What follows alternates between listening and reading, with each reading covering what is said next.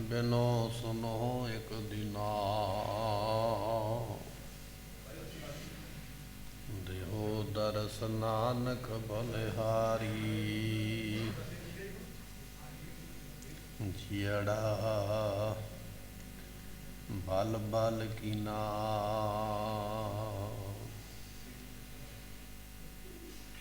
हो आया दूरों चल के मैं तकी तो सरनाए जियो मैं आशा रखी चित में मेरा सबो दुख गवाए जियो तेरे कवन कवन गुण कह गावा तू साहिब गुनी निधाना तुम्हारी महिमा बरन ना सकूं तू ठाकुर पूछ भगवाना सुखाओ टल गुर सेविय पैनस सहज सुभाए दर्शन परसिय गुरु के जन्म मरण दुख जाए होवै सिफत खसम नूर अरसों कुरसों चटिया सच्चे पातशाह बार जन्म जन्म दी कटिया सच्चे पातशाह बाल जन्म जन्म दी कटिया सतनाम श्री वाहिगुरु साहिब जीओ तनासरी छंत महला पहला पिर संग मूठड़िए खबर ना पाया जियो मस्तक लिखड़ा लेख पुरब कमाया जियो लेख ना मिटई पुरब कमाया क्या जाना क्या होसी गुणी आचार नहीं रंग राते अवगुण बह बह रोसी धन जोबन आकी छाया बिरद भय दिन पुन्या नानक नाम बिना दोहागन छुट्टी झूठ विछुनिया फिर संग मूठड़िए खबर ना पाया जियो वाहिगुरु जी का खालसा वाहिगुरु जी की फतेह। ਸਾਹਿਬ ਸਤਿਗੁਰੂ ਸ੍ਰੀ ਗੁਰੂ ਗ੍ਰੰਥ ਸਾਹਿਬ ਪਾਤਸ਼ਾਹ ਜੀਆਂ ਨੇ ਮਹਾਨ ਰਹਿਮਤ ਕਰਕੇ ਅੰਮ੍ਰਿਤ ਵੇਲੇ ਤੋਂ ਗੁਰਬਾਣੀ ਦੀਆਂ ਦਾਤਾਂ ਮਹਾਰਾਜ ਸਾਹਿਬ ਦੀਆਂ ਨੇ ਕੀਰਤਨ ਦੇ ਰੂਪ ਦੇ ਅੰਦਰ ਨਿਤਨੇਮ ਦੇ ਰੂਪ ਦੇ ਅੰਦਰ ਆਪ ਸੰਗਤਾਂ ਨੇ ਸਰਵਣ ਕਰਕੇ ਮਿਲੇ ਹੋਏ ਇਹ ਮਨੁੱਖਾ ਜਨਮ ਦੇ ਸਮੇਂ ਜਿਹੜੇ ਨੇ ਉਹ ਸਫਲੇ ਬਣਾਏ। ਇਸ ਵੇਲੇ ਸਤਿਗੁਰੂ ਪਾਤਸ਼ਾਹ ਜੀ ਸਾਨੂੰ ਲੜੀਵਾਰ ਗੁਰਬਾਣੀ ਦੀ ਜੋ ਕਥਾ ਹੈ ਉਸ ਦੀ ਦਾਤ ਇਹਨਾਂ ਦੀਵਾਨਾਂ ਦੇ ਵਿੱਚ ਬਖਸ਼ਿਸ਼ ਕਰਦੇ। ਸੋ ਸਤਿਗੁਰੂ ਪਾਤਸ਼ਾਹ ਮਹਾਰਾਜ ਸਾਹਿਬ ਜੀ ਜਿਵੇਂ ਅੱਜ ਦਾ ਉਪਦੇਸ਼ ਬਖਸ਼ਿਸ਼ ਕਰ ਰਹੇ ਨੇ, ਆਓ ਬੜੀ ਭਾਵਨਾ ਦੇ ਨਾਲ ਸਤਿਗੁਰਾਂ ਦੇ ਅੰਮ੍ਰਿਤ ਬਚਨ ਜੋ ਨੇ ਉਹਨਾਂ ਨੂੰ ਸਰਵਣ ਕਰੀਏ, ਮਨ ਦਾ ਧਿਆਨ ਟਿਕਾਈਏ, ਮਿਲ ਕੇ ਆਖੀਏ ਸਤਨਾਮ ਸ੍ਰੀ ਵਾਹਿਗੁਰੂ ਸਾਹਿਬ ਜੀ। ਸਤਨਾਮ ਸ੍ਰੀ ਵਾਹਿਗੁਰੂ ਸਾਹਿਬ ਜੀਓ। ਤਨਾਸਰੀ ਛੰਤ ਮਹਲਾ ਪਹਿਲਾ। ਤਨਾਸਰੀ ਰਾਗ ਦਾ ਨਾਮ ਹੈ। ਗੁਰੂ ਗ੍ਰੰਥ ਸਾਹਿਬ ਪਾਤਸ਼ਾਹ ਜੀਆਂ ਦੇ ਵਿੱਚ ਇਸ ਰਾਗ ਨੂੰ ਮਹਾਰਾਜ ਨੇ ਦਰਜ ਕੀਤਾ ਹੈ। ਇਸ ਦੇ ਗਾਉਣ ਦਾ ਸਮਾਂ ਦਿਨ ਦਾ ਤੀਜਾ ਪਹਿਰ ਹੈ। ਇਸ ਰਾਗ ਦੇ ਅੰਦਰ ਪਹਿਲੇ ਪਾਤਸ਼ਾਹ ਸਾਹਿਬ ਗੁਰੂ ਨਾਨਕ ਦੇਵ ਮਹਾਰਾਜ ਜੀ ਇਹ ਪਾਵਨ ਪਵਿੱਤਰ ਉਪਦੇਸ਼ ਬਖਸ਼ਿਸ਼ ਕਰਦੇ ਨੇ। ਸ਼ੰਤ ਨਾਮ ਜਸ ਦਾ ਹੈ। ਇਹ ਜਸ ਵਾਲੇ ਸ਼ਬਦ, ਉਹਦੀ ਸਿਫਤ ਵਾਲੇ ਜਿਹੜੇ ਸ਼ਬਦ ਨੇ ਉਹ ਸਾਨੂੰ ਪ੍ਰਾਪਤ ਹੋ ਰਹੇ ਨੇ। ਸ਼ੰਤ ਨਾਮ ਗੁਰਮੁਖੋਂ ਚਾਲਦਾ ਵੀ ਹੈ। ਸੋ ਸ਼ੰਤ ਦੀ ਚਾਲ ਦੇ ਅੰਦਰ ਪੜ੍ਹਨ ਵਾਸਤੇ ਇਹ ਜਿਹੜੇ ਸ਼ਬਦ ਨੇ ਸਾਨੂੰ ਮਹਾਰਾਜ ਨੇ ਬਖਸ਼ੇ ਨੇ। ਸਾਹਿਬ ਗੁਰੂ ਨਾਨਕ ਦੇਵ ਪਾਤਸ਼ਾਹ ਜੀ ਸ਼ੰਤ ਨਾਮ ਦੀ ਜਿਹੜੀ ਬਾਣੀ ਹੈ ਉਸ ਨੂੰ ਤਨਾਸਰੀ ਰਾਗ ਦੇ ਅੰਦਰ ਆਪਾਂ ਨੂੰ ਬਖਸ਼ਿਸ਼ ਕਰਕੇ ਰਹਿਮਤ ਕਰਦੇ ਹਨ। ਪੇਰ ਸੰਗ ਮੋਠੜੀਏ। ਸਤਿਗੁਰੂ ਬਖਸ਼ਿਸ਼ ਕਰਦੇ। ਗੁਰਮੁਖੋ ਇੱਕ ਜਗਿਆਸੂ ਤੇ ਇੱਕ ਮਹਾਤਮਾ ਦਾ ਆਪਸ ਵਿੱਚ ਸੰਵਾਦ ਹੋ ਰਿਹਾ। ਸੰਵਾਦ ਤੋਂ ਭਾਵ ਹੁੰਦਾ ਵੀ ਆਪਸ ਵਿੱਚ ਚਰਚਾ ਹੋ ਰਹੀ ਹੈ। ਜਿਹੜਾ ਜਗਿਆਸੂ ਹੈ ਨਾ ਉਹ ਸਵਾਲ ਕਰਦਾ ਤੇ ਮਹਾਤਮਾ ਉਹਦਾ ਜਵਾਬ ਦਿੰਦਾ। ਮਹਾਤਮਾ ਜਿਹੜੇ ਮੰਜ਼ਿਲ ਤੇ ਪਹੁੰਚ ਚੁੱਕੇ ਨੇ, ਜਿਨ੍ਹਾਂ ਨੂੰ ਪਰਮਾਤਮਾ ਦੀ ਪ੍ਰਾਪਤੀ ਹੋ ਗਈ ਹੈ, ਉਹ ਮਹਾਤਮਾ ਨੇ। ਜਿਹੜੇ ਰਸਤੇ ਤੇ ਚੱਲੇ ਹੋਏ ਨੇ ਹਾਲੇ ਮੰਜ਼ਿਲ ਤੇ ਨਹੀਂ ਪਹੁੰਚੇ ਪਰ ਜਾਣ ਦੀ ਇੱਛਾ ਰੱਖਦੇ ਨੇ, ਜਗਿਆਸਾ ਹੈ ਮਨ ਵਿੱਚ ਵੀ ਅਸੀਂ ਮੰਜ਼ਿਲ ਤੇ ਪਹੁੰਚਣਾ ਹੈ, ਉਹਨੂੰ ਜਗਿਆਸੂ ਕਿਹਾ ਜਾਂਦਾ। ਆਪਾਂ ਇਸ ਤਰ੍ਹਾਂ ਕਹਿ ਲਈਏ ਇੱਕ ਰਾਹ ਦੇ ਉੱਪਰ ਤੁਰਿਆ ਜਾਂਦਾ ਹੈ, ਇੱਕ ਅੱਗੇ ਮੰਜ਼ਿਲ ਤੇ ਪਹੁੰਚ ਗਿਆ ਹੈ। ਜਿਹੜਾ ਰਾਹ ਤੇ ਤੁਰਿਆ ਜਾਂਦਾ ਨਾ, ਅੱਜ ਦੇ ਸਮੇਂ ਦੀ ਗੱਲ ਕਰੀਏ ਤੇ ਜਿਹੜਾ ਉੱਥੇ ਪਹੁੰਚ ਚੁੱਕਿਆ ਹੈ ਉਹ ਉਹਨੂੰ ਫੋਨ ਕਰਕੇ ਪੁੱਛਦਾ ਵੀ ਜਿਹੜੇ ਰਸਤੇ ਤੋਂ ਤੂੰ ਚੱਲ ਕੇ ਗਿਆ ਉਹ ਰਾਹ ਕਿਵੇਂ ਦਾ ਹੈ, ਇਹ ਤੋਂ ਕੋਈ ਸਿੱਧਾ ਰਾਹ ਵੀ ਹੈ, ਰੁਕਾਵਟਾਂ ਕੀ ਨੇ, ਸਾਰਾ ਕੁਝ ਪੁੱਛ ਲਿਆ ਜਾਂਦਾ। ਤੇ ਜਿਹੜਾ ਰਸਤੇ ਤੋਂ ਲੰਘ ਕੇ ਗਿਆ ਨਾ ਉਹ ਦੱਸ ਦਿੰਦਾ ਵੀ ਇਹ ਰਾਹ ਕਿਸ ਤਰ੍ਹਾਂ ਦਾ ਹੈ, ਇੱਥੇ ਰੁਕਾਵਟਾਂ ਕੀ ਪੈ ਸਕਦੀਆਂ। ਫਿਰ ਉਹ ਆਪਣੀ ਸਲਾਹ ਦਿੰਦਾ ਵੀ ਤੂੰ ਇਸ ਤਰ੍ਹਾਂ ਨਹੀਂ ਤੇ ਇਸ ਤਰ੍ਹਾਂ ਕਰ, ਸੌਖਾ ਰਵੇਂ। ਇਹ ਸਾਡੀ ਰੋਜ਼ਮर्रा ਦੀ ਜ਼ਿੰਦਗੀ ਵਿੱਚ ਇਹ ਕੁਝ ਹੁੰਦਾ ਹੈ। ਉਹ ਉਦਾਹਰਨ ਇੱਥੇ ਮਹਾਰਾਜ ਨੇ ਬਖਸ਼ੀ ਹੈ। ਕਹਿਣ ਲੱਗੇ ਬਚਨ ਇਹ ਹੈ ਗੁਰਮੁਖੋ ਕਿ ਜਿਹੜੇ ਮੰਜ਼ਿਲ ਤੇ ਪਹੁੰਚ ਗਏ ਨੇ ਉਹ ਨੇ ਮਹਾਤਮਾ, ਜਿਹੜੇ ਹਾਲੇ ਰਾਹ ਤੇ ਤੁਰੇ ਜਾਂਦੇ ਨੇ ਉਹ ਨੇ ਜਗਿਆਸੂ। ਜਗਿਆਸੂ ਪੁੱਛਦਾ ਹੈ ਮਹਾਤਮਾ ਨੂੰ ਵੀ ਤੁਸੀਂ ਪਰਮਾਤਮਾ ਦੀ ਪ੍ਰਾਪਤੀ ਦਾ ਸਫ਼ਰ ਤੈਅ ਕੀਤਾ ਹੈ, ਮੈਂ ਵੀ ਕਰ ਰਿਹਾ ਹਾਂ, ਮੈਨੂੰ ਕੋਈ ਸਿੱਧਾ ਜਿਹਾ ਤਰੀਕਾ, ਸੌਖਾ ਜਿਹਾ ਤਰੀਕਾ ਦੱਸੋ ਜਿਹਦੇ ਨਾਲ ਮੈਂ ਵੀ ਮੰਜ਼ਿਲ ਤੇ ਪਹੁੰਚ ਜਾਵਾਂ। ਸੋ ਇਸ ਸ਼ਬਦ ਵਿੱਚ ਦੋਨਾਂ ਦਾ ਆਪਸ ਵਿੱਚ ਵਿਚਾਰ ਹੋ ਰਹੀ ਹੈ, ਗੱਲਾਂ ਬਾਤਾਂ ਹੋ ਰਹੀਆਂ। ਇੱਕ ਸਵਾਲ ਕਰਕੇ ਪੁੱਛਦਾ ਪਿਆ, ਇੱਕ ਉਸ ਸਵਾਲ ਦਾ ਜਵਾਬ ਦੇ ਕੇ ਉਸ ਨੂੰ ਦੱਸਦਾ ਪਿਆ ਹੈ। ਇਸ ਸੰਵਾਦ ਨੂੰ ਮਹਾਰਾਜ ਨੇ ਸ਼ਬਦ ਵਿੱਚ ਬਖਸ਼ਿਸ਼ ਕੀਤਾ ਹੈ। ਪੇਰ ਸੰਗ ਮੋਠੜੀਏ। ਸਤਿਗੁਰੂ ਪਾਤਸ਼ਾਹ ਕਹਿਣ ਲੱਗੇ ਜੀਵ ਰੂਪ ਇਸਤਰੀ ਤੂੰ ਤੇ ਲੁੱਟੀ ਗਈ ਹੈ। ਮੁੱਠੜੀਏ ਤੋਂ ਭਾਵ ਲੁੱਟੇ ਜਾਣਾ। ਐ ਜੀਵ ਇਸਤਰੀ ਤੂੰ ਤੇ ਸੰਸਾਰ ਦੇ ਸਫ਼ਰ ਦੇ ਵਿੱਚ ਲੁੱਟੀ ਗਈ ਹੈ। ਲੁੱਟੀ ਕਿਉਂ ਗਈ ਹੈ? ਤੇਰੇ ਮਨ ਵਿੱਚ ਇਹ ਵਿਚਾਰ ਹੈ ਵੀ ਮੈਂ ਇਕੱਲੀ ਹਾਂ। ਮੰਨ ਲਓ ਔਰਤ ਇਕੱਲੀ ਤੁਰੀ ਜਾਵੇ ਰਾਹ ਦੇ ਉੱਪਰ ਤੇ ਰਸਤੇ ਵਿੱਚ ਕੋਈ ਚੋਰ ਮਿਲ ਜਾਵੇ ਤੇ ਉਹਨੇ ਡਰ ਕੇ ਸਾਰਾ ਸਮਾਨ ਆਪੇ ਹੀ ਫੜਾ ਦੇਣਾ। ਮਹਾਰਾਜ ਕਹਿਣ ਲੱਗੇ ਇਸੇ ਤਰ੍ਹਾਂ ਇਹ ਜੀਵ ਇਸਤਰੀ ਦੁਨੀਆ ਤੇ ਆਈ ਹੈ, ਇਹ ਇੱਥੇ ਆ ਕੇ ਠੱਗੀ ਗਈ ਹੈ। ਇਹਦੇ ਮਨ ਵਿੱਚ ਇਹ ਹੈ ਵੀ ਮੈਂ ਤੇ ਇਕੱਲਾ ਹੀ ਹਾਂ ਤੇ ਇਕੱਲਾ ਹੋਣ ਕਰਕੇ ਡਰ ਗਿਆ। ਪਰ ਮਹਾਰਾਜ ਕਹਿਣ ਲੱਗੇ ਪੇਰ ਸੰਗ ਪਰਮਾਤਮਾ ਤੇਰੇ ਨਾਲ ਸੀ ਦੁਨੀਆ ਦੇ ਵਿੱਚ, ਤੂੰ ਇਕੱਲਾ ਨਹੀਂ ਸੀ। ਤੂੰ ਇਹ ਮਨ ਵਿੱਚ ਜਾਣ ਲਿਆ ਵੀ ਮੈਂ ਇਕੱਲਾ ਹਾਂ ਤੇ ਤੈਨੂੰ ਕਾਮ ਵੀ ਲੁੱਟ ਕੇ ਲੈ ਗਿਆ, ਕ੍ਰੋਧ ਵੀ ਲੁੱਟ ਕੇ ਲੈ ਗਿਆ, ਲੋਭ ਮੋਹ ਹੰਕਾਰ ਸਾਰੇ ਵਿਕਾਰ ਹੀ ਲੁੱਟ ਕੇ ਲੈ ਗਿਆ।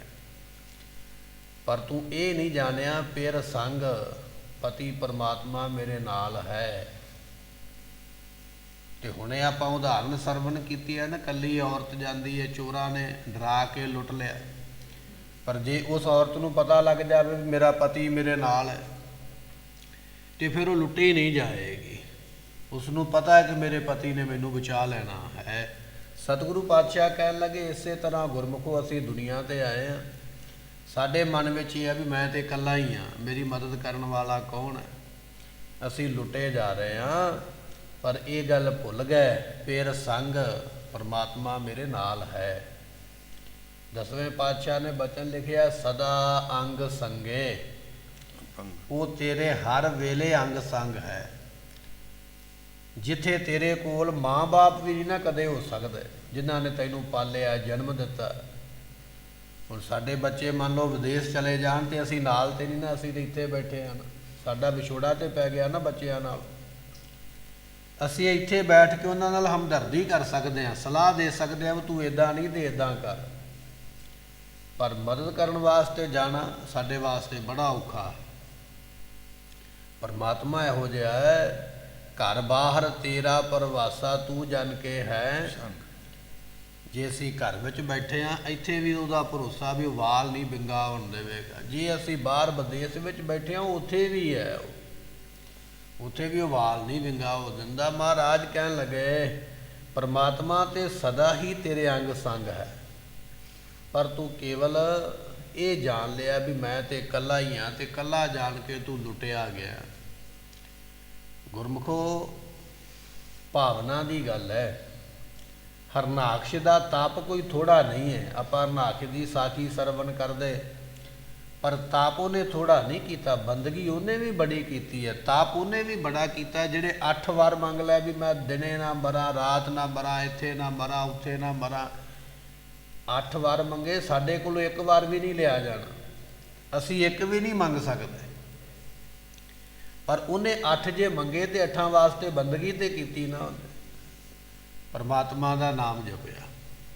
ਵਿਦਵਾਨਾਂ ਨੇ ਲਿਖਿਆ ਹੈ ਵੀ ਹਰਨਾਕਸ਼ ਜਿੱਥੇ ਬੈਠ ਕੇ ਤਪ ਕਰਦਾ ਸੀ ਨਾ, ਤਪ ਕਰਦਿਆਂ ਕਈ ਸਾਲ ਲੰਘ ਗਿਆ ਬੈਠਿਆ। ਹਨੇਰੀਆਂ ਦੇ ਨਾਲ ਮਿੱਟੀ ਉੱਡ ਉੱਡ ਕੇ ਸਰੀਰ ਤੇ ਪੈਂਦੀ ਹੈ ਤੇ ਸਰੀਰ ਸਾਰਾ ਮਿੱਟੀ ਨਾਲ ਢੱਕਿਆ ਗਿਆ, ਤੇ ਉਸ ਮਿੱਟੀ ਦੇ ਉੱਪਰ ਘਾਹ ਵੀ ਉੱਗ ਪਿਆ, ਨਿੱਕੇ ਮੋਟੇ ਹੋਰ ਬੂਟੇ ਉੱਗ ਪਏ, ਹਰਨਾਕਸ਼ ਥੱਲੇ ਛੁਪਿਆ ਹੋਇਆ, ਤੇ ਮਿੱਟੀ ਦੇ ਕੀੜਿਆਂ ਨੇ ਸਰੀਰ ਵੀ ਖਾ ਲਿਆ। ਇੰਨਾ ਭਾਰੀ ਤਪ ਕੀਤਾ, ਸਰੀਰ ਵੀ ਖਾਧਾ ਗਿਆ, ਤੇ ਬੈਠਾ ਰਿਹਾ, ਬੰਦਗੀ ਕਰਦਾ ਰਿਹਾ, ਤਪ ਕਰਦਾ ਰਿਹਾ। ਫਿਰ ਜਾ ਕੇ ਇਹ ਵਰ ਮਿਲਿਆ ਕਿ ਮੈਂ ਦਿਨੇ ਨਾ ਮਰਾਂ, ਰਾਤ ਨਾ ਮਰਾਂ, ਅੰਦਰ ਨਾ ਮਰਾਂ, ਬਾਹਰ ਨਾ ਮਰਾਂ, ਧਰਤੀ ਤੇ ਨਾ ਮਰਾਂ, ਆਕਾਸ਼ 'ਚ ਨਾ ਮਰਾਂ, ਕਿਸੇ ਤੀਰ ਤਲਵਾਰ ਦੇ ਨਾਲ ਨਾ ਮਰਾਂ, ਤੇ ਜਾਂ ਕਿਸੇ ਬੰਦੇ ਕੋਲੋਂ ਨਾ ਮਰਾਂ। ਇਹ ਤਾਂ ਵਰ ਮਿਲੇ। ਪਰ ਜਦੋਂ ਦੋਨਾਂ ਦਾ ਝਗੜਾ ਹੋਇਆ ਨਾ, ਪਿਤਾ ਤੇ ਪੁੱਤਰ ਦਾ, ਉਸ ਵੇਲੇ ਇਤਿਹਾਸ ਇਹ ਗੱਲ ਕਹਿੰਦਾ ਵੀ ਹਰਨਾਕਸ਼ ਨੇ ਇਹ ਗੱਲ ਕਹੀ ਵੀ ਦੱਸ ਤੈਨੂੰ ਬਚਾਉਣ ਵਾਲਾ ਕਿੱਥੇ ਹੈ। ਇੰਨਾ ਤਪ ਕਰਨ ਤੋਂ ਮਗਰੋਂ ਵੀ ਹਰਨਾਕਸ਼ ਨੂੰ ਪਰਮਾਤਮਾ ਦਿਸਿਆ ਨਹੀਂ।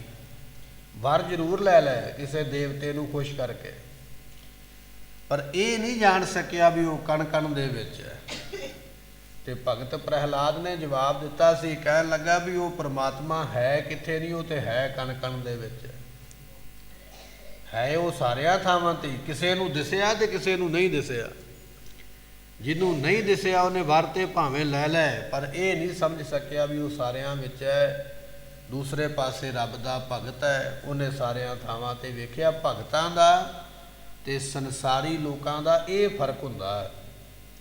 ਸੰਸਾਰੀ ਲੋਕਾਂ ਕੋਲ ਪਦਾਰਥ ਤੇ ਹੋਣਗੇ ਸਾਰੇ, ਰਾਜ ਵੀ ਹੈ ਕੋਲ, ਤਾਕਤ ਵੀ ਹੈ ਕੋਲ, ਵਰ ਵੀ ਕੋਲ ਨੇ, ਪਰ ਬਿਰਤੀ ਸੰਸਾਰੀ ਹੈ, ਨਿਰੰਕਾਰ ਨੂੰ ਨਹੀਂ ਵੇਖ ਸਕੇ।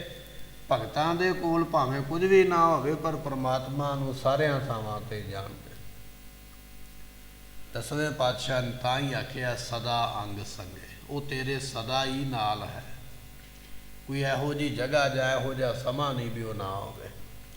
ਪਰ ਮਹਾਰਾਜ ਇੱਥੇ ਕਹਿਣ ਲੱਗੇ ਮੂਠੜੀਏ, ਇਹ ਲੁੱਟੀ ਗਈ ਜੀਵ ਇਸਤਰੀਏ, ਪੇਰ ਸੰਗ ਪਰਮਾਤਮਾ ਤੇਰੇ ਨਾਲ ਹੈ, ਪਰ ਤੂੰ ਇਸ ਗੱਲ ਨੂੰ ਜਾਣਿਆ ਨਹੀਂ ਹੈ। ਖਬਰ ਨਾ ਪਾਇਆ ਜਿਓ, ਤੂੰ ਇਸ ਗੱਲ ਦੀ ਖਬਰ ਪਾਈ ਨਹੀਂ ਹੈ, ਤੈਨੂੰ ਇਸ ਗੱਲ ਦੀ ਸਮਝ ਆਈ ਨਹੀਂ ਹੈ, ਸੋਝੀ ਨਹੀਂ ਆਈ, ਗਿਆਨ ਨਹੀਂ ਆਇਆ ਵੀ ਉਹ ਤੇ ਮੇਰੇ ਨਾਲ ਹੈ ਜਿਹਨੇ ਮੈਨੂੰ ਦੁਨੀਆ ਤੇ ਭੇਜਿਆ।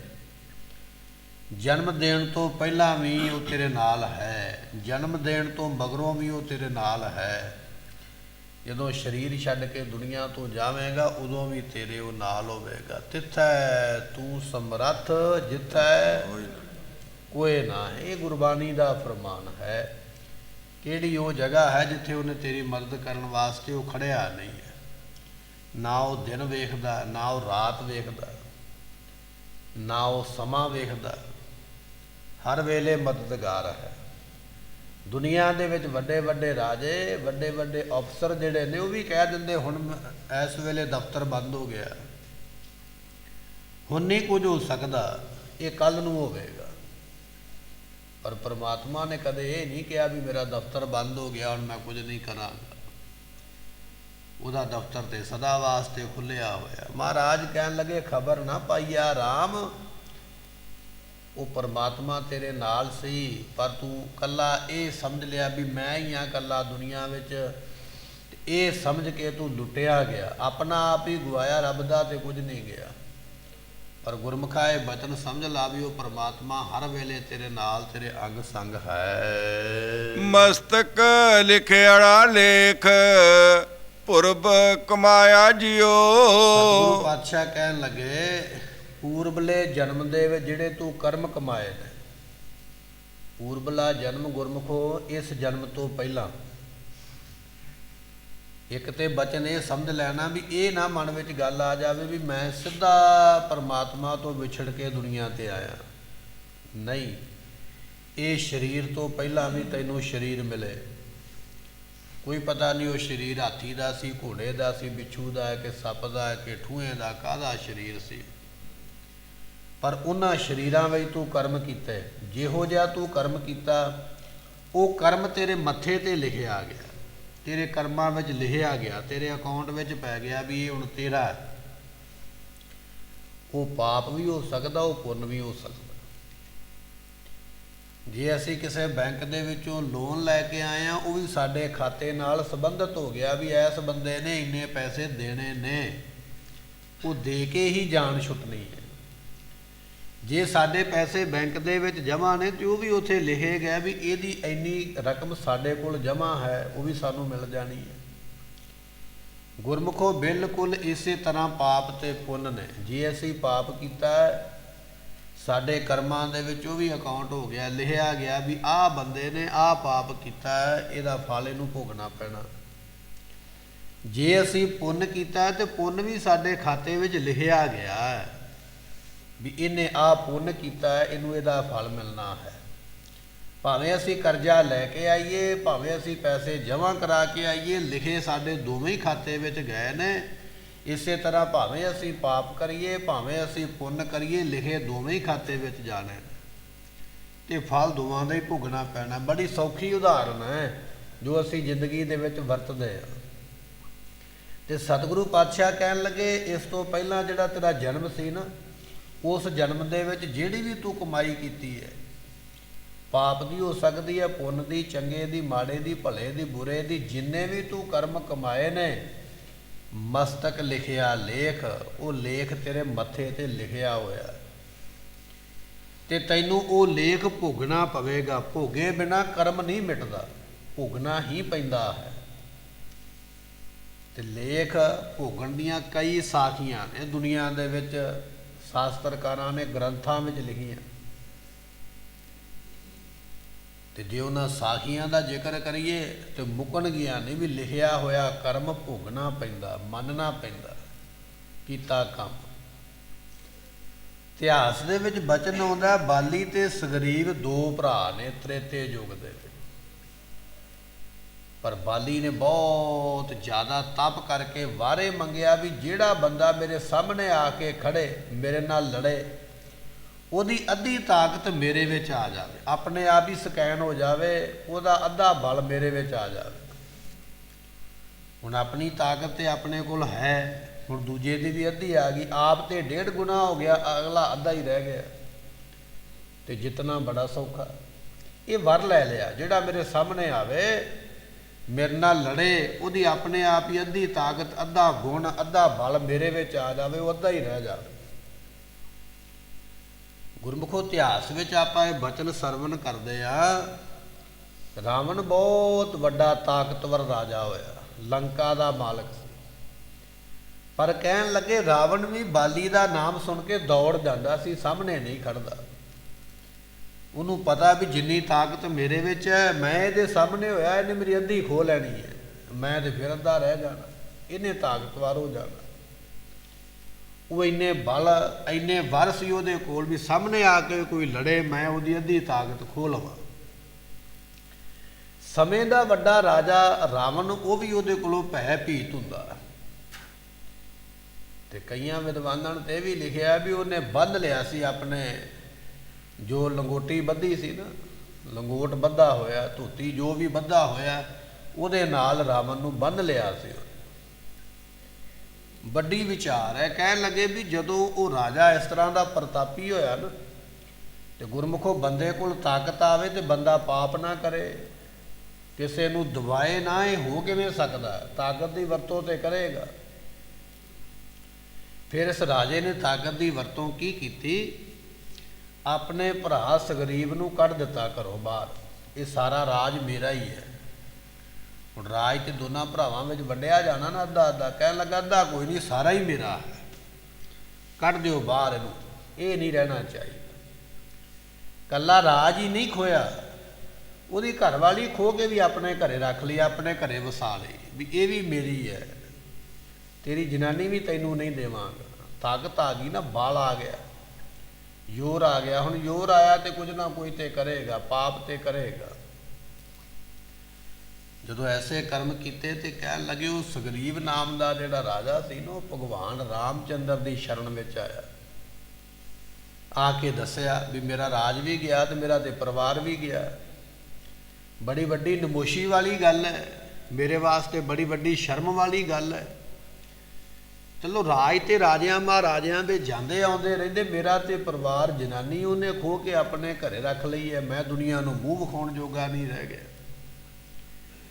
ਤੇ ਉਸ ਵੇਲੇ ਭਗਵਾਨ ਜੀ ਨੇ ਆਖਿਆ, ਕਹਿਣ ਲੱਗੇ ਤੇਰਾ ਦੁੱਖ ਵੀ ਠੀਕ ਹੈ, ਪਰ ਗੱਲ ਇਹ ਆ ਵੀ ਉਹਨੇ ਤੇ ਵਰ ਲੈ ਲਿਆ ਨਾ ਵੀ ਜਿਹੜਾ ਮੇਰੇ ਸਾਹਮਣੇ ਲੜੇਗਾ ਤੇ ਉਹਦੀ ਤਾਕਤ ਮੈਂ ਰੱਖ ਲਵਾਂਗਾ। ਜੇ ਹੁਣ ਮੈਂ ਵੀ ਜਾ ਕੇ ਸਾਹਮਣੇ ਲੜਦਾ ਹਾਂ ਤੇ ਸਾਡੀ ਤਾਕਤ ਵੀ ਅੱਧੀ ਉਹਦੇ ਕੋਲ ਚਲੇ ਜਾਣੀ ਹੈ, ਉਹਨੇ 1.5 ਗੁਣਾ ਹੋ ਜਾਣਾ, ਅਸੀਂ ਅੱਧੇ ਰਹਿ ਜਾਣਾ। ਔਰ ਦੂਜੀ ਗੱਲ ਇਹ ਹੈ ਵੀ ਮੈਂ ਉਹਨੂੰ ਵੇਖਿਆ ਵੀ ਨਹੀਂ, ਵੇਖੇ ਤੋਂ ਬਿਨਾਂ ਉਹਦਾ ਕੀ ਕਰ ਸਕਦੇ? ਤੂੰ ਕੋਈ ਇਹੋ ਜਿਹੀ ਜੁਗਤੀ ਲੜਾ ਵੀ ਉਹਦੇ ਸਾਹਮਣੇ ਵੀ ਨਾ ਹੋਣਾ ਪਵੇ ਔਰ ਮੈਨੂੰ ਪਛਾਣ ਵੀ ਆ ਜਾਵੇ, ਤਾਂ ਮੈਂ ਉਹਨੂੰ ਮਾਰ ਕੇ ਇਹ ਤੈਨੂੰ ਜਿਹੜੇ ਸੁੱਖ ਨੇ ਦੇ ਸਕਦਾ। ਤੇ ਫਿਰ ਸੁਗਰੀਵ ਨੇ ਇਹ ਗੱਲ ਕਹੀ, ਕਹਿਣ ਲੱਗਾ ਵੀ ਪਛਾਣਨ ਦੀ ਗੱਲ ਹੈ ਵੀ ਮੇਰਾ ਭਰਾ ਬਿਲਕੁਲ ਇਨ ਬਿਨ ਮੇਰੇ ਵਰਗਾ ਹੀ ਹੈ, ਨੈਣ ਨਕਸ਼। ਤੇ ਮੈਂ ਆਪਣੇ ਗਲ ਵਿੱਚ ਪਾ ਲੈਂਦਾ ਇੱਕ ਹਾਰ, ਜਿਹਦੇ ਗਲ ਵਿੱਚ ਹਾਰ ਪਾਇਆ ਹੋਵੇਗਾ ਸਮਝ ਲਿਓ ਵੀ ਉਹ ਮੈਂ ਆ, ਤੇ ਜਿਹਦੇ ਗਲ ਵਿੱਚ ਹਾਰ ਨਹੀਂ ਪਾਇਆ ਸਮਝ ਲਓ ਵੀ ਉਹ ਬਾਲੀ ਹੈ। ਮੈਂ ਆਪਣੇ ਭਰਾ ਨੂੰ ਜਾ ਕੇ ਲਲਕਾਰਦਾ ਤੇ ਉਹ ਮੇਰੇ ਮਗਰ ਲੱਗੇਗਾ ਮੈਨੂੰ ਮਾਰਨ ਵਾਸਤੇ, ਤੇ ਮੈਂ ਦੌੜਦਾ ਦੌੜਦਾ ਇੱਥੇ ਪਹੁੰਚ ਜਾਵਾਂਗਾ। ਤੇ ਫਿਰ ਮੈਂ ਆਪਣੇ ਭਰਾ ਦੇ ਨਾਲ ਜੰਗ ਕਰਾਂਗਾ। ਜਦੋਂ ਮੈਂ ਜੰਗ ਕਰਾਂਗਾ ਤੁਸੀਂ ਉਹਨੂੰ ਮਾਰ ਦਿਓ। ਕਹਿਣ ਲੱਗੇ ਬਿਲਕੁਲ ਠੀਕ ਹੈ, ਇਸੇ ਤਰ੍ਹਾਂ ਹੀ ਕਰਨਾ ਚਾਹੀਦਾ। ਉਹਨੇ ਗਲ ਵਿੱਚ ਹਾਰ ਪਾ ਲਿਆ, ਜਾ ਕੇ ਭਰਾ ਨੂੰ ਲਲਕਾਰਿਆ, ਬਾਹਰ ਨਿਕਲ, ਤੂੰ ਮੇਰਾ ਰਾਜ ਖੋਇਆ, ਮੇਰਾ ਪਰਿਵਾਰ ਖੋਇਆ। ਹੁਣ ਉਹਦੇ ਵਿੱਚ ਤਾਕਤ ਬੜੀ ਹੈ, ਉਹਨੇ ਵੀ ਚੁੱਕਿਆ ਡੰਡਾ ਸੋਟਾ ਗੁਰਦ ਜੋ ਵੀ ਇਹਦੇ ਹੱਥੀਂ ਆਈ, ਉਹ ਮਗਰ ਲੱਗ ਗਿਆ ਵੀ ਚੱਲ ਮੈਂ ਤੈਨੂੰ ਰਾਜ ਦੇਵਾਂ ਪਹਿਲਾਂ। ਤੇ ਭਜਦਿਆਂ ਉੱਥੇ ਆ ਗਏ ਜਿੱਥੇ ਪਹਿਲਾਂ ਹੀ ਭਗਵਾਨ ਰਾਮ ਜੀ ਕਿਤੇ ਛੁਪ ਕੇ ਖਲੋਤੇ ਹੋਏ। ਦੋਨਾਂ ਭਰਾਵਾਂ ਦਾ ਆਪਸ ਵਿੱਚ ਜੰਗ ਹੋਇਆ, ਜੰਗ ਵੇਖਦੇ ਪਏ। ਹੁਣ ਬਾਲੀ ਹੈ, ਤਾਕਤਵਰ ਹੈ, ਉਹਨੇ ਥੋੜਾ ਸਮਾਂ ਜੰਗ ਦੇ ਵਿੱਚ ਸੁਗਰੀਵ ਨੂੰ ਅੱਗੇ ਲਾ ਲਿਆ। ਤੇ ਭਗਵਾਨ ਰਾਮ ਜੀ ਨੇ ਵੇਖਿਆ ਵੀ ਹੁਣੇ ਮਾਰ ਦੇਵੇਗਾ। ਫਿਰ ਉਹਨਾਂ ਨੇ ਬਾਲੀ ਦਾ ਅੰਤ ਕਰਨ ਵਾਸਤੇ ਇੱਕ ਰੁੱਖ ਦੇ ਉਹਲੇ ਖੜ ਕੇ ਤੇ ਫਿਰ ਤੀਰ ਚਲਾਇਆ। ਸਾਹਮਣੇ ਨਹੀਂ ਹੋਏ, ਕਿਉਂਕਿ ਜੇ ਸਾਹਮਣੇ ਹੋਣ ਵਾਰੇ ਮਿਲਿਆ ਵੀ ਅੱਧੀ ਤਾਕਤ ਉਹਦੇ ਵਿੱਚ ਚਲੇ ਜਾਏਗੀ। ਇੱਕ ਰੁੱਖ ਦੇ ਉਹਲੇ ਖੜ ਕੇ ਤੇ ਤੀਰ ਚਲਾਇਆ, ਤੇ ਤੀਰ ਜਾ ਕੇ ਬਾਲੀ ਦੇ ਸੀਨੇ ਵਿੱਚ ਵੱਜਾ, ਛਾਤੀ ਵਿੱਚ ਡਿੱਗਾ ਤੇ ਡਿੱਗਿਆ ਧਰਤੀ ਤੇ। ਜਦੋਂ ਧਰਤੀ ਤੇ ਡਿੱਗਿਆ ਤੇ ਫਿਰ ਰਾਮ ਜੀ ਸਾਹਮਣੇ ਹੋਏ। ਤੇ ਫਿਰ ਉਸ ਵੇਲੇ ਮਰਦੇ ਹੋਏ ਬਾਲੀ ਨੇ ਆਖਿਆ, ਕਹਿਣ ਲੱਗਾ ਵੀ ਇਹ ਛਤਰੀਆਂ ਵਾਲਾ ਕੰਮ ਨਹੀਂ, ਇਹ ਸੂਰਮਿਆਂ ਵਾਲਾ ਕੰਮ ਨਹੀਂ ਵੀ ਲੋਕੇ ਵਾਰ ਕਰਨਾ। ਜੇ ਤੂੰ ਐਡਾ ਹੀ ਵੱਡਾ ਸੂਰਮਾ ਸੀ ਤੇ ਮੇਰੇ ਸਾਹਮਣੇ ਆ ਕੇ ਲੜਦਾ ਨਾ, ਫਿਰ ਮੈਂ ਤੈਨੂੰ ਵੇਖਦਾ ਵੀ ਸੂਰਮਾ ਕੌਣ ਹੈ। ਪਰ ਇਹ ਸੂਰਮਿਆਂ ਵਾਲਾ ਛਤਰੀਆਂ ਵਾਲਾ ਕੰਮ ਨਹੀਂ ਕੀਤਾ, ਸਾਹਮਣੇ ਹੋ ਕੇ ਨਹੀਂ ਲੜਿਆ, ਲੋਕੇ ਲੜਿਆ। ਤੇ ਕੀ ਲੜਿਆ? ਇਹਨਾਂ ਕਰਮਾਂ ਦਾ ਹਿਸਾਬ ਤੇ ਰੱਬ ਦੀ ਦਰਗਾਹ ਵਿੱਚ ਹੁੰਦਾ ਹੈ। ਜਦੋਂ ਇਹ ਗੱਲ ਕਹੀ ਤਾਂ ਉਸ ਵੇਲੇ ਭਗਵਾਨ ਰਾਮਚੰਦਰ ਜੀ ਨੇ ਆਖਿਆ, ਕਹਿਣ ਲੱਗੇ, ਬਾਲੀ ਗੱਲ ਤੇ ਤੇਰੀ ਬਿਲਕੁਲ ਠੀਕ ਹੈ ਵੀ ਲੜਨਾ ਤੇ ਸਾਹਮਣੇ ਹੀ ਚਾਹੀਦਾ ਸੀ ਆ ਕੇ, ਪਰ ਗੱਲ ਇਹ ਹੈ ਵੀ ਤੂੰ ਵਰ ਲਿਆ ਹੋਇਆ, ਤੇਰੇ ਵਰ ਕਰਕੇ ਅਸੀਂ ਤੇਰੇ ਸਾਹਮਣੇ ਨਹੀਂ ਹੋ ਸਕੇ। ਤੂੰ ਵਰ ਲੈ ਲਿਆ ਵੀ ਅੱਧੀ ਤਾਕਤ ਤੇਰੇ ਵਿੱਚ ਆ ਜਾਵੇ, ਤੇ ਸਾਨੂੰ ਤੇਰਾ ਅੰਤ ਕਰਨ ਵਾਸਤੇ ਤਾਂ ਉਹਲੇ ਹੋਣਾ ਪਿਆ। ਪਰ ਜਿਹੜੀ ਤੂੰ ਗੱਲ ਕਰਮਾਂ ਦੀ ਕੀਤੀ ਹੈ, ਗੱਲ ਤੇਰੀ ਬਿਲਕੁਲ ਠੀਕ ਹੈ, ਕੀਤਾ ਹੋਇਆ ਕਰਮ ਭੋਗਣਾ ਪੈਂਦਾ ਹੈ। ਇਸ ਜਨਮ ਦੇ ਵਿੱਚ ਅਸੀਂ ਤੈਨੂੰ ਮਾਰਿਆ ਹੈ, ਦੁਆਪਰ ਯੁੱਗ ਦੇ ਵਿੱਚ ਅਸੀਂ ਭਗਵਾਨ ਕ੍ਰਿਸ਼ਨ ਬਣ ਕੇ ਜਦੋਂ ਦੁਨੀਆ ਤੇ ਆਵਾਂਗੇ, ਤੂੰ ਸਾਨੂੰ ਮਾਰ ਕੇ ਆਪਣਾ ਬਦਲਾ ਪੂਰਾ ਕਰ ਲੈ। ਇਸ ਤਰ੍ਹਾਂ ਕਹਿਣ ਲੱਗੇ ਬਾਲੀ ਮਰਿਆ, ਪਰ ਬਚਨ ਜਿਹੜਾ ਦਿੱਤਾ, ਕਰਮ ਜਿਹੜਾ ਕੀਤਾ, ਕੰਮ ਜਿਹੜਾ ਕੀਤਾ, ਉਹਦਾ ਫਲ ਭੋਗਣਾ ਪਿਆ। ਜਦੋਂ ਦੁਆਪਰ ਯੁੱਗ ਦੇ ਵਿੱਚ ਭਗਵਾਨ ਕ੍ਰਿਸ਼ਨ ਜੀ ਆਏ, ਇੱਕ ਦਿਨ ਬਾਗ ਦੇ ਵਿੱਚ ਸੁੱਤੇ ਸਨ, ਆਪਣੇ ਗੋਡੇ ਦੇ ਉੱਪਰ ਲੱਤ ਰੱਖ ਕੇ, ਤੇ ਵਿਦਵਾਨਾਂ ਨੇ ਲਿਖਿਆ ਵੀ ਭਗਵਾਨ ਜੀਆਂ ਦੇ ਚਰਨਾਂ ਦੇ ਵਿੱਚ ਪਦਮ ਦਾ ਨਿਸ਼ਾਨ ਹੈ ਤੇ ਪਦਮ ਚਮਕਦਾ ਹੈ। ਤੇ ਉਸ ਵੇਲੇ ਸ਼ਿਕਾਰੀ ਕੋਈ ਲੰਘਦਾ ਪਿਆ ਸੀ, ਉਹਨੇ ਸੋਚਿਆ ਵੀ ਸ਼ਾਇਦ ਹਿਰਨ ਦੀਆਂ ਅੱਖਾਂ ਚਮਕਦੀਆਂ, ਉਹਨੇ ਖਿੱਚ ਕੇ ਤੀਰ ਮਾਰਿਆ, ਜਾ ਕੇ ਪੈਰ 'ਤੇ ਵੱਜਾ। ਮਗਰ ਮਗਰ ਸ਼ਿਕਾਰੀ ਦੌੜਿਆ, ਜਾ ਕੇ ਵੇਖਿਆ ਵੀ ਇਹ ਤੇ ਭਗਵਾਨ ਜੀਆਂ ਦੇ ਚਰਨ ਫੱਟੜ ਹੋਏ ਪਏ, ਖੂਨ ਨਿਕਲਦਾ ਪਿਆ। ਤੋ ਸ਼ਿਕਾਰੀ ਰੋਣ ਲੱਗ ਪਿਆ, ਮੇਰੇ ਕੋਲੋਂ ਪਾਪ ਹੋ ਗਿਆ, ਮੈਨੂੰ ਪਤਾ ਨਹੀਂ ਵੀ ਤੁਸੀਂ ਹੋ, ਮੈਂ ਤੇ ਜਾਨਵਰ ਵੇਖ ਕੇ ਤੀਰ ਮਾਰ ਬੈਠਾ।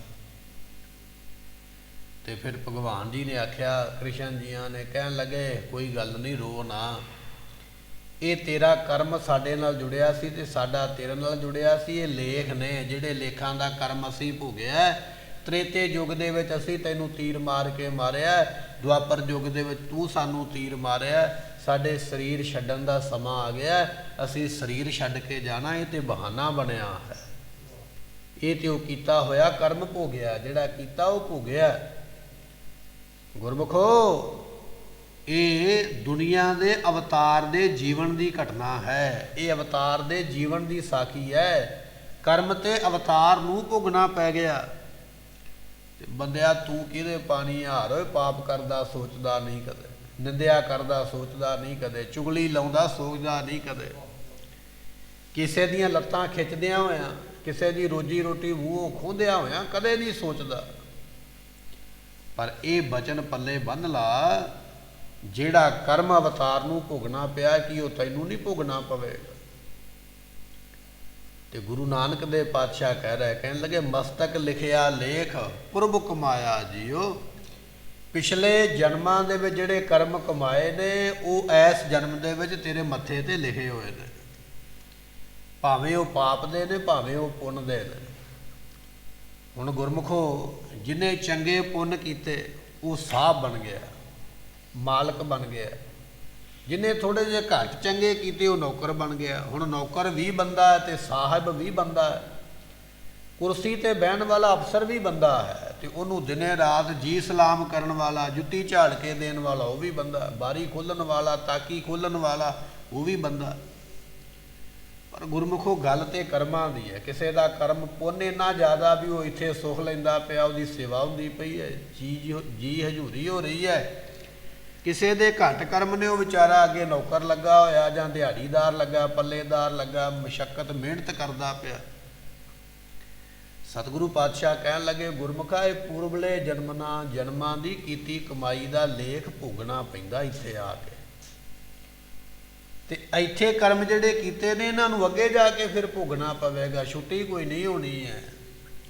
ਭਾਵੇਂ ਤੂੰ ਲੋਨ ਲੈ ਲਿਆ ਬੈਂਕ ਦੇ ਵਿੱਚੋਂ, ਤੇ ਭਾਵੇਂ ਪੈਸੇ ਜਮ੍ਹਾਂ ਕਰਾਤੇ ਨੇ, ਦੋਨੇ ਤੇਰੇ ਖਾਤੇ ਵਿੱਚ ਹੀ ਨੇ। ਭਾਵੇਂ ਤੂੰ ਪਾਪ ਕਰ ਲਿਆ, ਭਾਵੇਂ ਤੂੰ ਪੁੰਨ ਕਰ ਲਿਆ, ਦੋਨੇ ਤੇਰੇ ਖਾਤੇ ਵਿੱਚ ਹੀ ਪੈਣੇ ਨੇ, ਹਿਸਾਬ ਦੋਨਾਂ ਦਾ ਹੀ ਹੋਣਾ ਹੈ। ਸਤਿਗੁਰੂ ਕਹਿਣ ਲੱਗੇ, ਮਸਤਕ ਲਿਖਿਆ ਲੇਖ ਪੁਰਬ ਕਮਾਇਆ ਜੀਓ। ਪਿਛਲੇ ਜਨਮਾਂ ਵਿੱਚ ਕਮਾਏ ਹੋਏ ਜਿਹੜੇ ਲੇਖ ਨੇ, ਕਰਮ ਨੇ, ਉਹ ਐਸ ਜਨਮ ਦੇ ਵਿੱਚ ਤੇਰੇ ਮੱਥੇ ਤੇ ਲਿਖੇ ਗਏ। ਗੁਰਮੁਖੋ, ਇਹ ਬਚਨ ਕੋਈ ਆਪਣੇ ਕੋਲੋਂ ਨਹੀਂ ਕੋਈ ਕਹਿ ਸਕਦਾ, ਇਹ ਬਚਨ ਲਿਖੇ ਨੇ ਗੁਰੂ ਨਾਨਕ ਸਾਹਿਬ ਨੇ। ਮਸਤਕ ਲਿਖਿਆ ਲੇਖ, ਇਹਦੇ ਵਿੱਚ ਉਹ ਗੱਲ ਕੋਈ ਘੁਮਾਈ ਹੋਈ ਜਾਂ ਫੇਰੀ ਹੋਈ ਜਾਂ ਆਪਣੇ ਕੋਲੋਂ ਨਹੀਂ ਬਣਾਈ ਹੈ। ਮਸਤਕ ਤੋਂ ਭਾਵ ਮੱਥਾ, ਤੇ ਲਿਖਿਆ ਲੇਖ। ਹੁਣ ਲੇਖ ਲਿਖੇ ਨੇ ਮੱਥੇ ਦੇ ਉੱਪਰ। ਪੁਰਬ ਕਮਾਇਆ ਜੀਓ, ਜਿਹੜੇ ਪਿਛਲੇ ਜਨਮਾਂ ਵਿੱਚ ਕਮਾਏ ਉਹ ਤੇਰੇ ਮੱਥੇ ਤੇ ਦੁੱਖ ਤੇ ਸੁੱਖ ਲਿਖੇ ਹੋਏ ਹਨ। ਲੇਖ ਨਾ ਮਿਟੇ ਪੁਰਬ ਕਮਾਇਆ। ਫਿਰ ਅਗਲਾ ਬਚਨ ਮਹਾਰਾਜ ਇਹ ਕਰਦੇ ਨੇ ਵੀ ਲੇਖ ਮਿਟਦਾ ਨਹੀਂ ਜੇ। ਇਹ ਕੋਈ ਕੱਚੀ ਪਿਲਸਨ ਨਾਲ ਕੋਈ ਪਾਇਆ ਹੋਇਆ ਅੱਖਰ ਨਹੀਂ ਵੀ ਰਬੜ ਦੇ ਨਾਲ ਝਾਟੀ ਉਹਨੂੰ ਪਰੇ ਕਰ ਦਿੱਤਾ, ਖਤਮ ਕਰ ਦਿੱਤਾ। ਨਹੀਂ, ਲਿਖਿਆ ਲੇਖ ਕਦੇ ਨਹੀਂ ਮਿਟਦਾ, ਉਹਨੂੰ ਭੋਗਣਾ ਹੀ ਪੈਂਦਾ ਹੈ। ਤੇ ਜੇ ਲੇਖ ਲਿਖਿਆ ਮਿਟਦਾ ਹੋਵੇ ਨਾ, ਤੇ ਭਗਵਾਨ ਕ੍ਰਿਸ਼ਨ ਜੀ ਉਸ ਵੇਲੇ ਇਹ ਨਾ ਕਹਿੰਦੇ ਫੰਦਕ ਨੂੰ, ਸ਼ਿਕਾਰੀ ਨੂੰ ਵੀ ਅਸੀਂ ਤੇਰਾ ਲੇਖ ਦੇਣਾ ਸੀ, ਅਸੀਂ ਤੇਰਾ ਕਰਮ ਦੇਣਾ ਸੀ, ਤਾਂ ਇੱਥੇ ਬੈਠੇ ਆ ਗਏ। ਤੇ ਭਗਵਾਨ ਰਾਮ ਜੀਆਂ ਨੂੰ ਇਹ ਨਾ ਕਹਿਣਾ ਪੈਂਦਾ ਵੀ ਅਗਲੇ ਜਨਮ ਦੇ ਵਿੱਚ ਤੇਰਾ ਅਸੀਂ ਹਿਸਾਬ ਬਰਾਬਰ ਕਰ ਦਿਆਂਗੇ, ਕਿਉਂਕਿ ਉਹਨਾਂ ਨੂੰ ਪਤਾ ਹੈ, ਉਹ ਗਿਆਨੀ ਨੇ, ਵੀ ਲੇਖ ਭੋਗੇ ਬਿਨਾ ਮਿਟੇਗਾ ਨਹੀਂ। ਸਤਿਗੁਰੂ ਕਹਿਣ ਲੱਗੇ ਬਚਨ ਇਹ ਹੈ, ਲੇਖ ਨਾ ਮਿਟਈ ਪੁਰਬ ਕਮਾਇਆ। ਪਿਛਲੇ ਜਨਮਾਂ ਦਾ ਕੀਤਾ ਹੋਇਆ ਲੇਖ ਮਿਟਦਾ ਨਹੀਂ। ਇਸ ਜਨਮ ਵਿੱਚ ਕੀਤੇ ਕਰਮ ਮਿਟਣਗੇ ਨਹੀਂ, ਭੋਗਣੇ ਪੈਣਗੇ। ਤਾਂ ਹੀ ਆਖਿਆ ਐਸਾ ਕੰਮ ਮੂਲੇ ਨਾ ਕੀਚੈ ਜਿਤ ਅੰਤ ਪਛੋਤਾਈ ਹੈ। ਬੰਦਿਆ, ਉਹ ਕਰਮ ਕਰ ਹੀ ਨਾ, ਉਹ ਕੰਮ ਕਰ ਹੀ ਨਾ ਜਿਸ ਕੰਮ ਨੂੰ, ਕਰਮ ਨੂੰ ਕਰਕੇ ਪਛਤਾਉਣਾ ਪਵੇ। ਕਿਉਂਕਿ ਜਿਹੜਾ ਕਰਮ ਹੋ ਗਿਆ ਉਹ ਭੋਗਣਾ ਪੈਣਾ ਹੈ। ਕਰਮ ਕਰਨ ਤੋਂ ਪਹਿਲਾਂ ਸੋਚ। ਤੇ ਰੱਬ ਨੇ ਸਾਨੂੰ ਸਰੀਰ ਦਿੱਤਾ ਨਾ, ਲੱਤਾਂ ਬਾਹਾਂ ਦਿੱਤੀਆਂ, ਸਿਰ ਦਿੱਤਾ, ਅੱਖਾਂ ਦਿੱਤੀਆਂ, ਮੂੰਹ ਦਿੱਤਾ, ਕੰਨ ਦਿੱਤਾ, ਸਾਰੇ ਸਰੀਰ ਦੇ ਅੰਗ ਦਿੱਤੇ। ਪਰ ਸਾਰਿਆਂ ਤੋਂ ਉੱਤੇ ਮਹਾਰਾਜ ਨੇ ਦਿਮਾਗ ਦਿੱਤਾ। ਦਿਮਾਗ ਸਭ ਤੋਂ ਉੱਚਾ, ਅਕਲ ਸਭ ਤੋਂ ਉੱਚੀ ਰੱਖੀ ਹੈ। ਤੇਰੀ ਅਕਲ ਦੇ ਕੰਟਰੋਲ ਦੇ ਵਿੱਚ ਨੇ ਤੇਰੀਆਂ ਅੱਖਾਂ, ਤੇਰੇ ਕੰਨ, ਤੇਰੀ ਜ਼ੁਬਾਨ, ਤੇਰੇ ਹੱਥ। ਉਹ ਤਾਂ ਉੱਚੀ ਰੱਖੀ ਹੈ ਵੀ ਤੂੰ ਕੋਈ ਵੀ ਕੰਮ ਕਰਨਾ ਅੱਖਾਂ ਦੇ ਨਾਲ ਕਰਦਾ ਪਿਆ, ਜ਼ੁਬਾਨ ਨਾਲ ਕਰਦਾ ਪਿਆ, ਕੰਨਾਂ ਨਾਲ ਕਰਦਾ ਪਿਆ, ਹੱਥਾਂ ਨਾਲ ਕਰਦਾ ਪਿਆ। ਆਪਣੀ ਮੱਤ ਨਾਲ ਵੇਖ ਕੇ ਕੰਮ ਕਰੀ, ਕਿਉਂਕਿ ਜਿਹੜਾ ਕੰਮ ਤੂੰ ਕਿਵੇਂ ਵੀ ਕਰੇਗਾ ਉਹਦਾ ਫਲ ਤੈਨੂੰ ਭੋਗਣਾ ਪੈਣਾ ਹੈ। ਰੱਬ ਨੇ ਜਿਹੜੀ ਮੱਤ ਹੈ ਲੱਤਾਂ ਵਿੱਚ ਕਿਉਂ ਨਹੀਂ ਰੱਖ ਦਿੱਤੀ? ਦਿਮਾਗ ਲੱਤਾਂ ਵਿੱਚ ਕਿਉਂ ਨਹੀਂ ਲਾ ਦਿੱਤਾ? ਹੱਥਾਂ ਵਿੱਚ ਦਿਮਾਗ ਕਿਉਂ ਨਹੀਂ ਫਿੱਟ ਕਰ ਦਿੱਤਾ? ਉਹਨੇ ਦਿਮਾਗ ਤਾਂ ਸਭ ਤੋਂ ਉੱਚਾ ਰੱਖਿਆ। ਤਾਂ ਹੀ ਆਪਾਂ ਬਚਨ ਪੜ੍ਹਦੇ ਹਾਂ, ਬਚਨ ਯਾਦ ਕਰਦੇ ਹਾਂ, ਮੱਤ ਉੱਚੀ ਰਵੇ। ਸਿੱਖਾਂ ਦਾ ਮਨ ਨੀਵਾਂ, ਮੱਤ ਉੱਚੀ। ਉੱਚੀ ਮੱਤ ਦੇ ਨਾਲ ਚੰਗੇ ਕਰਮ ਮੈਂ ਕਰ ਸਕਾਂ, ਤਾਂ ਕਿ ਮੇਰੀ ਸ਼ੋਭਾ ਹੋਵੇ। ਬਾਕੀ ਸਾਰੇ ਸਰੀਰ ਦੇ ਇੰਦਰੇ ਜਿਹੜੇ ਨੇ ਇਸ ਮੱਤ ਦੇ ਅਧੀਨ ਕੀਤੇ ਮਹਾਰਾਜ ਨੇ। ਸਤਿਗੁਰੂ ਕਹਿਣ ਲੱਗੇ ਲੇਖ ਨਾ ਮਿਟੇ ਪੁਰਬ ਕਮਾਇਆ। ਪਿਛਲੇ ਜਨਮਾਂ ਦਾ ਕਮਾਇਆ ਹੋਇਆ ਲੇਖ ਭੋਗੇ ਬਿਨਾ ਮਿਟਦਾ ਨਹੀਂ ਹੈ। ਕਿਆ ਜਾਣਾ ਕਿਆ ਹੋਸੀ। ਕੀ ਜਾਣਦੇ ਆ ਅੱਗੇ ਜਾ ਕੇ ਜਮਾਂ ਦੇ ਘਰ ਵਿੱਚ ਕੀ ਹਾਲ ਹੋਵੇਗਾ। ਅੱਗੇ ਜਦੋਂ ਜਾਵਾਂਗੇ ਰੱਬ ਦੇ ਦਫ਼ਤਰ ਵਿੱਚ ਹਿਸਾਬ ਕਿਤਾਬ ਦੇਣ ਵਾਸਤੇ, ਉੱਥੇ ਮੇਰੇ ਨਾਲ ਕੀ ਹੋਣਾ ਪਤਾ ਕੋਈ ਨਹੀਂ। ਪੇਸ਼ੀ ਤੇ ਗਿਆ ਹੋਇਆ ਨਾ, ਵਿਅਕਤੀ ਜੀ ਦੀ ਪੇਸ਼ੀ ਪੈਣੀ ਹੈ। ਮੁਜਲਮ ਗਿਆ ਹੋਇਆ ਤੇ ਕਹਿਣ ਲੱਗੇ ਉਹਨੂੰ ਇਹ ਨਹੀਂ ਪਤਾ ਵੀ ਮੈਂ ਇੱਥੋਂ ਛੁੱਟ ਕੇ ਜਾਣਾ ਕਿ ਮੈਨੂੰ ਬੰਦ ਲੈਣਾ। ਉਹ ਤੇ ਉਦੋਂ ਪਤਾ ਲੱਗਦਾ ਹੈ ਜਦੋਂ ਫੈਸਲਾ ਆ ਜਾਂਦਾ ਇਹਨੂੰ ਬੰਦ ਲਵੋ, ਭਾਵੇਂ ਉਹਦੇ ਨਾਲ ਕਿੰਨੇ ਹੀ ਲੋਕੀ ਕਿਉਂ ਨਾ ਹੋਣ ਛਡਾਉਣ ਵਾਲੇ। ਕਈ ਵਾਰਾਂ ਕਿ ਉਹ ਵਿਅਕਤੀ ਆਕੜ ਜਾਂਦਾ ਨਾ ਵੀ ਮੇਰੇ ਨਾਲ ਤੇ ਇੰਨੇ ਲੋਕ ਨੇ, ਇੰਨੀਆਂ ਗੱਡੀਆਂ, ਇੰਨੇ ਮੇਰੇ ਬਾਡੀਗਾਰਡ, ਇੰਨੇ ਮੇਰੇ ਬੰਦੇ। ਕਈ ਸਾਧ ਸੰਤ ਵੀ ਇਹੋ ਜਿਹਾ ਮੱਛਰ ਜਾਂਦੇ, ਪਹਿਲਾਂ ਕੁਕਰਮ ਕਰਦੇ, ਮੁੜ ਕੇ ਸ਼ਕਤੀ ਪ੍ਰਦਰਸ਼ਨ ਕਰਦੇ। ਤੇ ਫਿਰ ਕੀ ਹੁੰਦਾ? ਕਹਿਣ ਲੱਗੇ ਵੀ ਫਿਰ ਜਦੋਂ ਉੱਥੇ ਨਿਬੜਦਾ ਨਾ ਲੇਖ ਵੀ ਹਾਂ ਇਹਨੇ ਪਾਪ ਕੀਤਾ, ਬੰਦ ਲਵੋ, ਉੱਥੇ ਛਡਾਉਣ ਵਾਲੇ ਬੜੇ ਹੁੰਦੇ, ਹਾਹਾਕਾਰ ਬੜੀ ਕਰਦੇ, ਰੌਲਾ ਰੱਪਾ ਬੜਾ ਪੈਂਦਾ, ਪਰ ਅਗਲੇ ਪਤਾ ਨਹੀਂ ਲੱਗਣ ਦਿੰਦੇ ਕਿੱਧਰੋਂ ਕੱਢ ਕੇ ਤੇ ਕਿੱਧਰ ਨੂੰ ਲੈ ਜਾਂਦੇ, ਤੇ ਫਿਰ ਜੇਲ੍ਹ ਵਿੱਚ ਬੰਨ੍ਹ ਕੇ ਸੁੱਟਿਆ ਜਾਂਦਾ। ਮਹਾਰਾਜ ਕਹਿਣ ਲੱਗੇ ਰੱਬ ਦੇ ਦਫ਼ਤਰ ਦਾ ਨਿਆਂ ਹੀ ਇਹੋ ਜਿਹਾ ਹੈ, ਜਿਹੋ ਜਿਹਾ ਕਰਮ ਕਰੇਗਾ ਨਾ ਉਹ ਭੋਗਣਾ ਪੈਣਾ ਹੈ। ਤੇ ਕਰਮ ਕਰਕੇ ਅਸੀਂ ਭੁੱਲ ਜਾਂਦੇ ਹਾਂ, ਤੇ ਉਹ ਕਰਮ ਨੂੰ ਫੜਨ ਵਾਸਤੇ CCTV ਕੈਮਰਾ ਲੱਗਾ। ਦੱਸਿਆ ਜਾਂਦਾ ਜੋ ਕੋਈ ਬੰਦਾ ਮੁੱਕਰ ਜਾਵੇ ਵੀ ਆਹ ਵੇਖ ਤੂੰ ਲੰਘਿਆ ਨਾ ਇੰਨੇ ਵਜੇ ਇੱਥੋਂ, ਰੱਬ ਨੇ ਵੀ ਤੇਰੇ ਸਾਹਮਣੇ ਕੈਮਰਾ ਲਾ ਦੇਣਾ ਜਦੋਂ ਉੱਥੇ ਮੁੱਕਰੇਗਾ ਨਾ ਰੱਬ ਦੀ ਦਰਗਾਹ ਵਿੱਚ ਵੀ ਆਹ ਕੰਮ ਤੇ ਮੈਂ ਕੀਤਾ ਨਹੀਂ।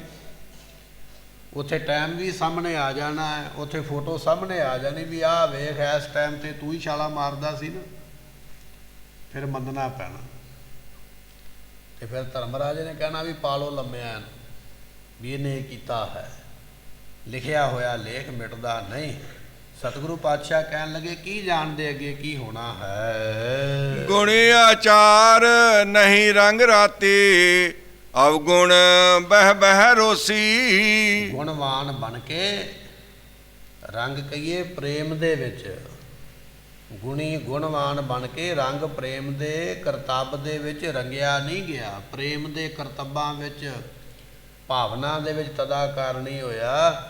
ਅਵਗੁਣ ਕਰਦਾ ਫਿਰ ਬਹਿ ਬਹਿ ਕੇ ਰੋਵੇਗਾ, ਪਾਪ ਕਰਦਾ ਫਿਰ ਬਹਿ ਬਹਿ ਕੇ ਪਛਤਾਵੇਗਾ, ਪਛਤਾਉਣਾ ਪੈਣਾ ਹੈ। ਧਨ ਜੋਬਨ ਆਕੀ ਛਾਇਆ। ਸਤਿਗੁਰੂ ਪਾਤਸ਼ਾਹ ਕਹਿਣ ਲੱਗੇ ਜਿਸ ਜਵਾਨੀ ਦਾ ਮਾਣ ਕਰਦਾ ਨਾ, ਜਦੋਂ ਸਾਡੇ ਤੇ ਜਵਾਨੀ ਆਉਂਦੀ ਹੈ ਨਾ ਬੰਦਾ ਸੋਚਦਾ ਵੀ ਬੱਲੇ ਮੈਂ ਹੀ ਜਵਾਨ ਹੋਇਆ ਦੁਨੀਆ ਦੇ, ਬਾਕੀ ਤੇ ਐਵੇਂ ਬੁੱਢੇ ਤੁਰੇ ਫਿਰਦੇ। ਬੰਦੇ ਕੋਲ ਮਾਇਆ ਆ ਜਾਵੇ ਕਹਿਣ ਲੱਗਾ ਵੀ ਮੇਰੇ ਕੋਲ ਹੀ ਹੈ ਇੰਨਾ ਪੈਸਾ, ਦੂਜੀ ਦੁਨੀਆ ਤੇ ਐਵੇਂ ਤੁਰੀ ਫਿਰਦੀ ਹੈ ਮੰਗਦੀ ਫਿਰਦੀ ਹੈ। ਮਹਾਰਾਜ ਕਹਿਣ ਲੱਗੇ ਧਨ ਜੋਬਨ ਆਖ ਕੀ ਛਾਇਆ। ਧਨ ਤੇ ਜਵਾਨੀ ਅੱਕ ਦੀ ਛਾਂ ਸਮਝ ਲਾ। ਅੱਕ ਦਾ ਬੂਟਾ ਛੋਟਾ ਨਹੀਂ ਹੁੰਦਾ, ਕਦੇ ਅੱਕ ਦੀ ਛਾਂ ਦੇ ਥੱਲੇ ਮੰਜਾ ਨਹੀਂ ਕਿਸੇ ਨੇ ਡਾਇਆ। ਕਹਿਣ ਲੱਗੇ ਜਵਾਨੀ ਤੇ ਪੈਸਾ ਅੱਕ ਦੀ ਛਾਂ ਵਰਗਾ ਹੈ, ਥੋੜੇ ਸਮੇਂ ਵਾਸਤੇ ਹੀ ਰਹਿਣਾ ਔਰ ਨਿਕੰਮਾ ਹੀ ਮੰਨਿਆ ਜਾਂਦਾ। ਅੱਕ ਦੀ ਛਾਂ ਕਿਹਦੇ ਕੰਮ ਆਈ ਹੈ? ਕਿਸੇ ਦੇ ਵੀ ਕੰਮ ਨਹੀਂ ਆਈ।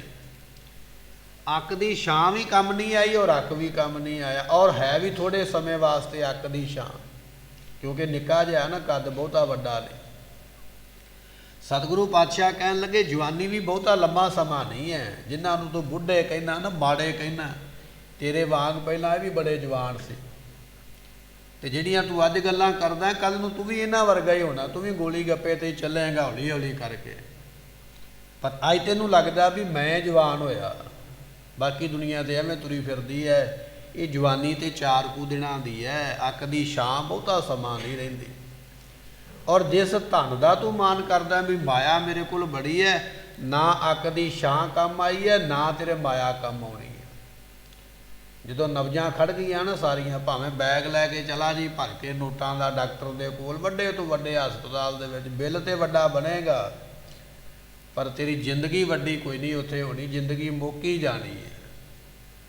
ਸਤਿਗੁਰੂ ਪਾਤਸ਼ਾਹ ਕਹਿਣ ਲੱਗੇ ਧਨ ਦੇ ਨਾਲ ਨਾ ਜ਼ਿੰਦਗੀ ਖਰੀਦੀ ਜਾ ਸਕਦੀ ਹੈ ਤੇ ਨਾ ਹੀ ਇਸ ਧਨ ਦੇ ਨਾਲ ਜੋਬਨ ਖਰੀਦਿਆ ਜਾ ਸਕਦਾ। ਜਵਾਨੀ ਵੀ ਲੰਘ ਜਾਣੀ ਹੈ, ਧਨ ਵੀ ਚਲੇ ਜਾਣਾ, ਅੱਕ ਦੀ ਛਾਂ ਵਰਗਾ ਇਸ ਨੂੰ ਸਮਝ ਲੈਣਾ ਕਰ। ਬਿਰਧ ਭਏ ਦਿਨ ਪੁੰਨਿਆ। ਜਦੋਂ ਬੁੱਢਾ ਹੋ ਗਿਆ ਨਾ ਦਿਨ ਪੁੰਨਿਆ, ਫਿਰ ਦਿਨ ਪੂਰੇ ਹੋ ਜਾਣੇ, ਦਿਨ ਮੁਕੰਮਲ ਹੋ ਜਾਣੇ। ਜਿੰਨੇ ਲਿਖਵਾ ਕੇ ਲਿਆਇਆ, ਮੰਨ ਲਓ 100 ਦਿਨ ਲਿਖਵਾਇਆ ਤੇ ਬੁੱਢਾ ਹੋ ਗਿਆ, ਸਮਝ ਲਾ ਵੀ 80-85 ਨਿਕਲ ਗਿਆ, 15 ਕੋਈ ਰਹਿ ਗਏ ਮਗਰ। ਇਹ ਦਿਨ ਪੁੰਨਿਆ, ਇਹ ਪੂਰੇ ਦਿਨ ਹੋਣ ਦੀ ਨਿਸ਼ਾਨੀ ਹੈ।